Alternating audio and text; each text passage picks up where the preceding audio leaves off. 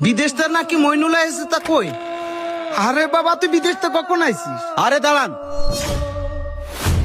ভাই আপনি এটা কি করলেন? সাসারে ধাক্কা দিলেন? হ্যাঁ তাছাড়া আমি ধাক্কাই দিলাম।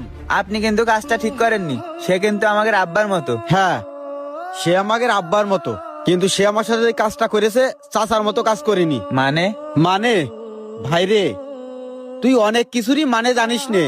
আমাদের এই চাচা আমার সাথে কি করেছে, আর সেই মানেগুলো আজকে আমি তোরে জানাবো। মইনুল রে, তুই আমার ভুল বুঝিস নি, তুই আমারে ভুল বুঝ দিছিস। আরে থামেন, কিসের ভুল বুঝ দিছি আপনারে?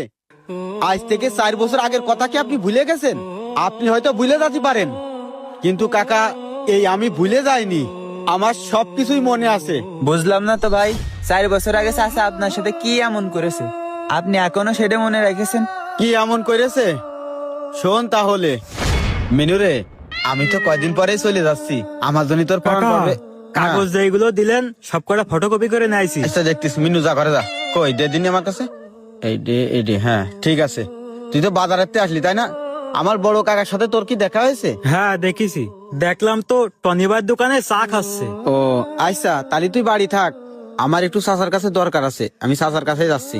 আর এই কাগজগুলো নিয়ে ঘরে রেখে দে, আচ্ছা কাকা। আর মিনুরে ঘরে নিয়ে যা যা।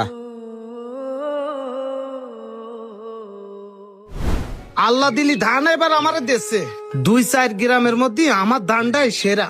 সবই আল্লাহর রহমত, আল্লাহর রহমত ছাড়া আসলে কিছুই হয় না। এই বছর ধানের দাম পালি হয় কয়টা টাকা হবে না। কাকা আসসালামু আলাইকুম। ওয়ালাইকুম আসসালাম, কি খবর বাবা? কাকা আমি তো বাজারে গেলাম আপনার খোঁজ দি, কিন্তু বাজারেও তো পালাম না। কি জন্য আমারে খোঁজ করতে গেছো? আমারে আবার কি দরকার তোমার? কাকা আপনি তো সবই জানেন, আব্বা চলে যাওয়ার পরে কত কষ্ট করতেছি, কত পরিশ্রম করতেছি, তাই চিন্তা ভাবনা করেছি বিদেশে চলে যাব।